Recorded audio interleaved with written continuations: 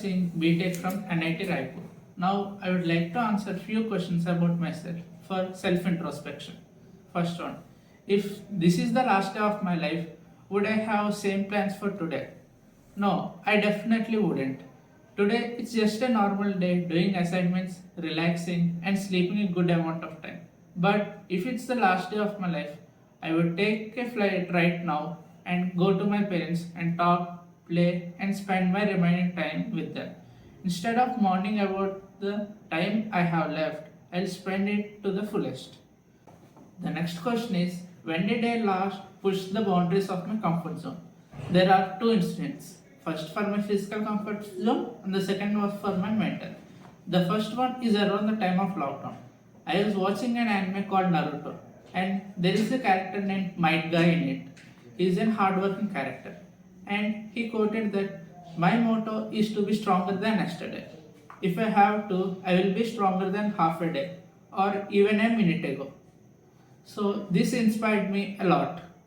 So I started jogging. I I started with 10 rounds on day 1 and added 1 round the next day. After a week, even my friend joined me, so we jogged together. After some days, and we made it to the after some days we made it to up to 52 rounds a day without a break. But the next day I could only do 40, but I pushed myself to 45, and I was about to give up. But my friend literally pushed me from the back and made me complete the remaining rounds. For the second, it was in my school. I had communication lab as my subject.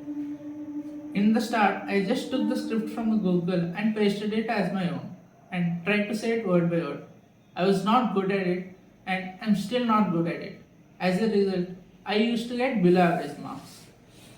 The assignment used to be for 20 marks. Getting 10 to 12 is bad. 13 or 14 is below average. 15 or 16 is average. 17 is good. And 18, 19 is excellent. I used to get 13 or 14 marks on an average. If I would have gotten 15, I would be very happy. Then one day we got an assignment to give a speech on independence of India. I was tired of just copying and pasting the script. So I slightly changed the topic and gave a speech. I got 17 marks and my ma'am appreciated it. I faced a tough time while giving the speech as I had a lot of stage fright. So saying completely different from everyone was challenging. That day I stepped out of my comfort zone. Next question. What small act of kindness was I once shown that I will never forget? When I was in high school, I started to feed biscuits to street dogs near my house. There were many dogs. Some of them were hesitant, some of them were scared, but one of them was grateful and looked friendly. The dog was female. A dog is a female. After giving it the biscuits, she let me pet her. Days passed and I went to my grandparents' house for vacation and came back home after a month. She became my unofficial pet, but I couldn't find her as frequently as before. There was a construction going on beside my house, but it stopped due to COVID-19. One day, I saw small puppies in it, so I went there. Then I found out that the friendly dog gave birth to puppies. So I used to go daily and play with them and give them milk. Days went on. They grew a little bit, and one time a puppy almost came into my house. Pets are not allowed in my apartment, so that was a big deal. Days went on, but there were sad days. Out of the 8-9 puppies, only 2 of them survived. And then the next year, she had babies again, and they too had the same fate. The most gruesome moment happened when a motorcycle or a car, I don't know the details, ran over one of those puppies. On my way to my house, I saw the corpse. It was bad, but the worst thing was the mother couldn't believe her puppy died. She was standing near the corpse and trying to wake her puppy up. I just stood beside her, not knowing what to do. She didn't even allow the father dog to get near her. Just me and her stood there not knowing what to do. It became clear to me. Life does not go as planned. Sometimes as gruesome as this can happen. We have to accept it and move on. The next question. Would I break the law to save someone I love? Laws are there to save our people, prevent us from doing wrong things, or to make our life easier. So, even if you break a law to save someone's life, ultimate goal of the law is achieved anyway. Write about a time when your work felt real, necessary, and satisfying to you. Whether the work was paid or unpaid, professional or domestic, physical or mental. This also happened at the time of COVID. In communication class, most of our class boys are very different. They don't they don't talk to girls and won't let others talk to them. If anyone had to talk, they used to do it in secret. My homeroom teacher said to us that boys and girls should talk as it enhances the communication. But we didn't listen and continued. But one day, even my father said the same words. So I realized it's true. So on a communication class, we were given assignment using a chart paper. But I asked my teacher for permission and gave a speech on this problem. Everyone liked it, and I did see the change in my classroom. That felt very good and satisfying. And what I liked the most about my communication ma'am was she listened to my speech, and when it's time to give marks on the actual assignment, she did not show any partiality because I gave a speech. She graded me irrespective of that. I got 15 marks, which is average. I know I didn't perform good, but I was happy that I gave that speech and get to see the change. Next question. If I had to instill one piece of advice in a newborn baby, what advice would I give? I would ask him or her to be a child forever. Because growing up is so tough and difficult. You need to go to good schools and colleges and study 24/7 just to get a job in which probably you'll have zero interest. But still, you will do it because they will pay you a high amount of money for doing this. You have to meet everyone's expectation. Be in your Be it your parents, your relatives, your friends, your girlfriend or boyfriend, your society, or sometimes even your own expectations. Later, when you are old, you'll realize that you have simply done nothing in your life for you or for your happiness. You have given away your whole life just to fulfill and satisfy others.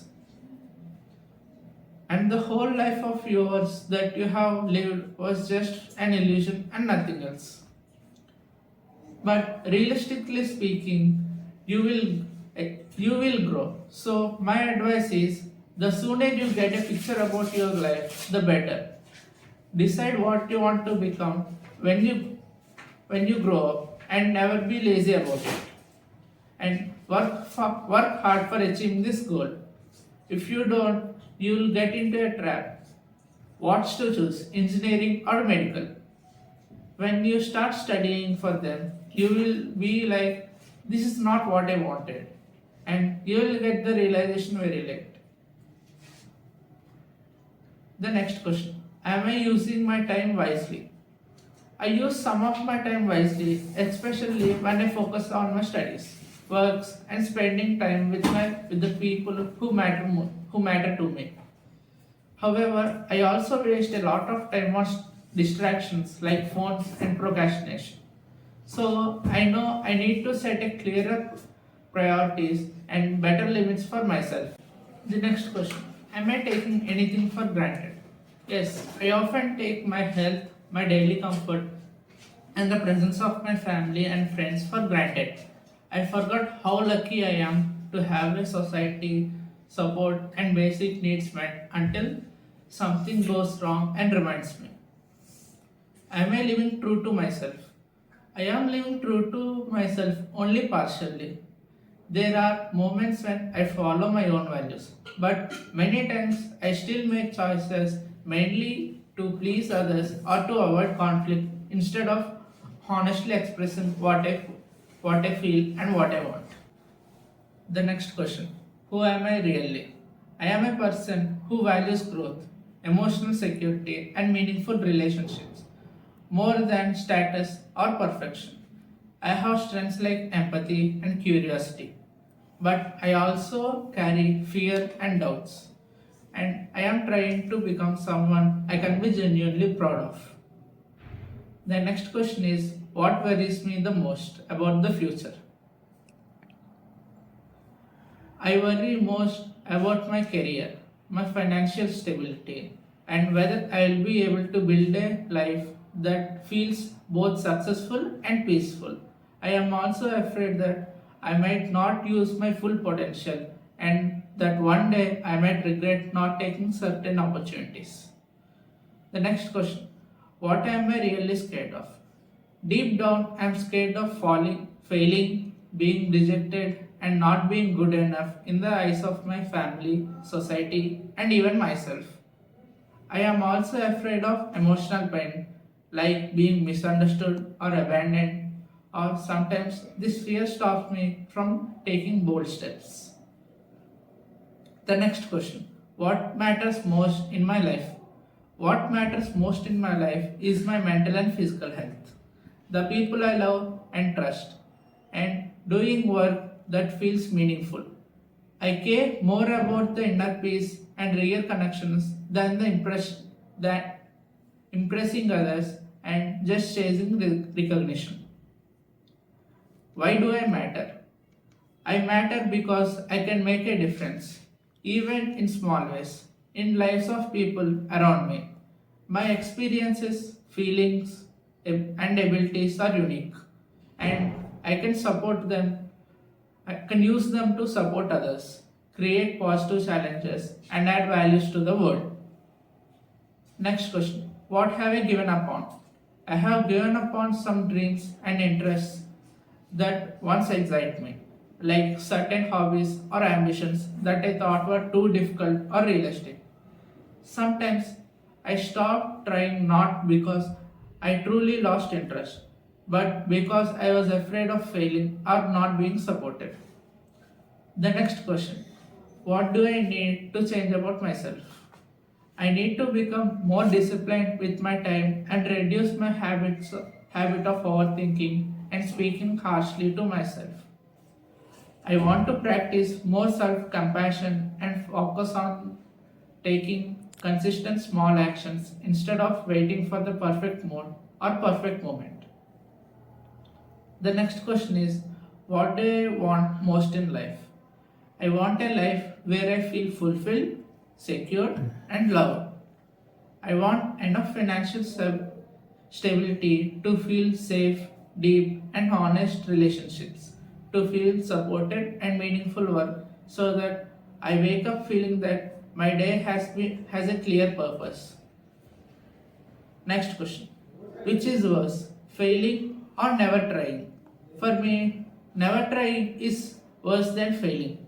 Failure may hurt, but it teaches me something and gives me experience, while never trying leaves me with the unanswered what if question and long term regret. What's one topic I need to learn more about to help me live a more fulfilling life? I need to learn more about managing my finances, understanding my emotions, and building good habits. If I improve in these areas, I believe I feel more control in my life and more confident about my future.